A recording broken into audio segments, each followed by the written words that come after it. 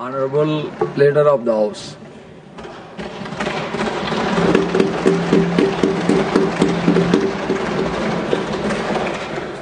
आदरणीय सभापति जी, आज ये बहुत ही खुशी का अवसर है और दिन है कि आपने सभापति के रूप में आज पहला दिन आपका है और माननीय प्रधानमंत्री श्री नरेंद्र मोदी जी ने आपके जीवन के बारे में और आपका योगदान जो प्रजातंत्र के लिए और प्रजातांत्रिक व्यवस्था के लिए और देश के लिए, समाज के लिए रहा है, उसके बारे में बहुत ही विस्तृत रूप से आदरणीय प्रधानमंत्री जी ने आज सुबह अपने वक्तव्य में कहा।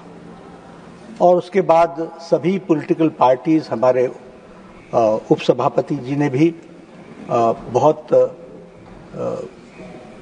सर्वपल्ली राधाकृष्णन जी का वृतांत देते हुए गहराई में प्रजातंत्र में क्या योगदान हुआ है इस संसद के अंदर, और साथ में आपके माध्यम से और आपके द्वारा जो सार्वजनिक जीवन में आपने कार्य किया उसकी चर्चा की।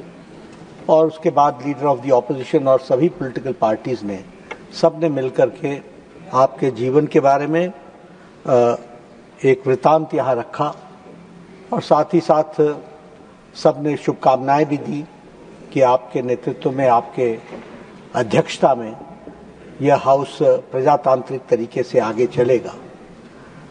मैं कुछ जोड़ना नहीं चाहता हूं क्योंकि सारी बातें आ चुकी हैं, लेकिन एक बात ज़रूर ध्यान दिलाना चाहता हूं क्योंकि आपके साथ मेरा व्यक्तिगत संबंध लंबे समय का है, सार्वजनिक जीवन में भी और पार्टी के रूप में भी। खड़गे साहब कह रहे थे कि आप कांग्रेस के घराने से आते हैं और उस तरीके से आपने उस विषय को ध्यान में रखना है, लेकिन मैं उसमें से जो देखता हूं वो ये देखता हूं कि आपने विरासत में मिली चीजों के साथ साथ क्या यथार्थ है और क्या सच्चाई है और हमने अपना रास्ता कैसे चुनना है, ये आपने अपने जीवन में देखा है और इसको आपने चरितार्थ किया। ये बताना इसलिए आवश्यक है क्योंकि आप कांग्रेस के घराने से आते थे और आपने राष्ट्रीय स्वयंसेवक संघ की शाखा आपने ज्वाइन की। जब ज्वाइन की तो आपके परिवार में आपके बड़ों ने आपसे तकरीर की, आपसे आर्ग्यूमेंट किया कि ये अच्छे लोग नहीं हैं, यहाँ मत जाओ, ये जाना उचित नहीं है। यहाँ तक ये भी कह दिया कि ये गैर राष्ट्रवादी है। और आपका जवाब परिवार को था कि मैंने उनको देखा है, परखा है, साथ काम किया है, मुझे वह राष्ट्रवादी ही है और सही राष्ट्रवादी है, ऐसा आपके मन में है। ये मैं इसलिए उद्धृत करना चाहता हूं क्योंकि आप किसी बायस से दबे नहीं, आप किसी प्रेशर में नहीं आए, आप अपने बुजुर्गों के, बड़ों के दबाव में नहीं आए, लेकिन स्वचेतना से, स्वसोच से आपने अपने जीवन के विचारधारा के रास्ता तय किया। यह आपके व्यक्तित्व के बारे में बताता है और यही बताता है कि आपने किस तरीके से सामाजिक जीवन किया। ये वही शख्स कर सकता है जो अपने बुद्धि से सोचकर, अपने आसपास के वातावरण को समझकर, उचित क्या है उसको समझकर और दबाव में न आकर के अपने जीवन का फैसला करता है, वह हमने देखा है। आपको परिवार से बहुत अच्छे संस्कार मिले, किसान परिवार से आप थे, आपका सारा जीवन सामाजिक कामों में गया। आप राजनीति में जरूर रहे और राजनीतिक दृष्टि से आपने जरूर काम किया। You were in the political field and you did lot in the political field, but आपकी आत्मा और आपके कार्य करने का ढंग, उसमें समाज के प्रति समर्पण हमेशा दिखता रहा। इसलिए समाज के प्रति आपका समर्पण सबसे ज़्यादा रहा, ये भी हम सबको मालूम है।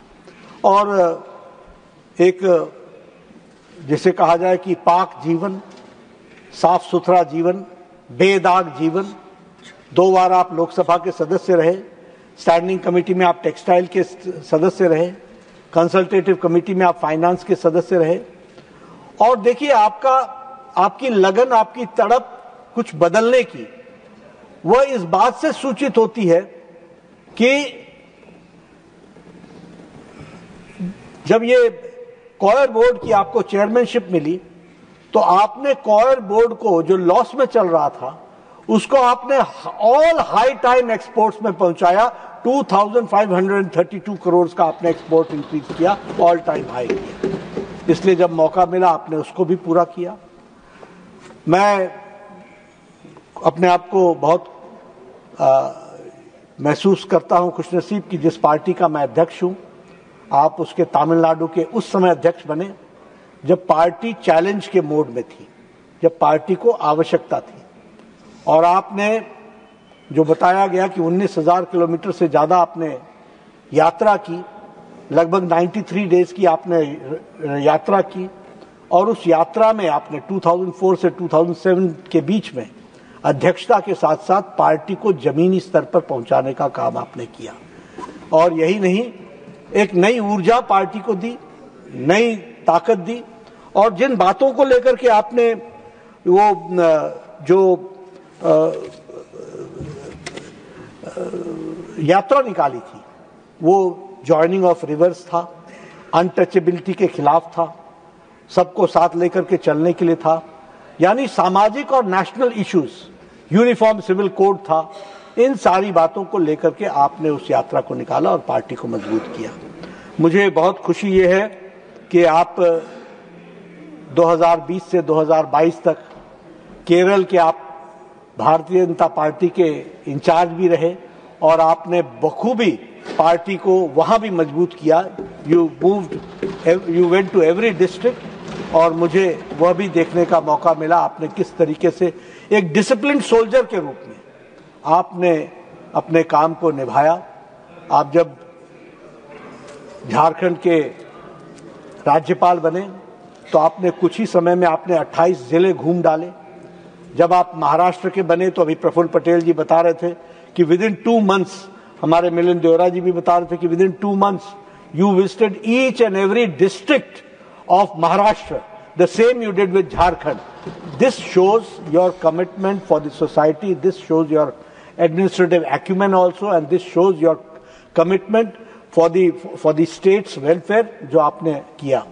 माननीय प्रधानमंत्री जी ने आपको उपराष्ट्रपति के लिए चुना, जिसको फिर सबने वोट के आधार पर आप उपराष्ट्रपति बने हैं। हम सब लोगों की उम्मीद ही नहीं, विश्वास है।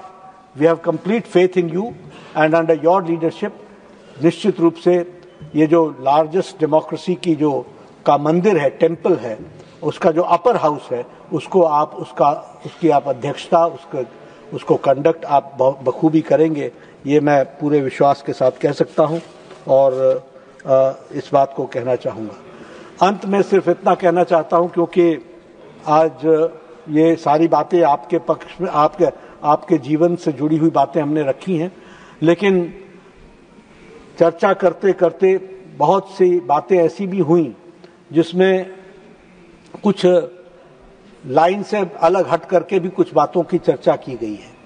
और मैं जब कंक्लूड करता हूं तो मैं भी चाहूंगा कि कम से कम कुछ बातें ध्यान में लाई जाएं, क्योंकि आज सर्वपल्ली राधाकृष्णन जी के बारे में बहुत चर्चा हुई और सबने सर्वपल्ली राधाकृष्णन जी को अपने अपने तरीके से उनके शब्दों का उपयोग किया है। तो मैं भी उन्हीं के शब्दों को उद्धृत करके कुछ बात कहना चाहता हूं, और वो बात ये कहना चाहता हूं that the house, in the house, we should be responsible members of the parliament, and we should behave as a responsible member of the parliament, not as irresponsible professional agitators in the house. ये मैं नहीं कह रहा हूं, ये सर्वपल्ली राधाकृष्णन जी ने कहा, मैं फिर से रिपीट कर देता हूं। So We should be responsible members of parliament and not irresponsible professional agitators. That we have to understand. Thank you very much. बहुत बहुत धन्यवाद.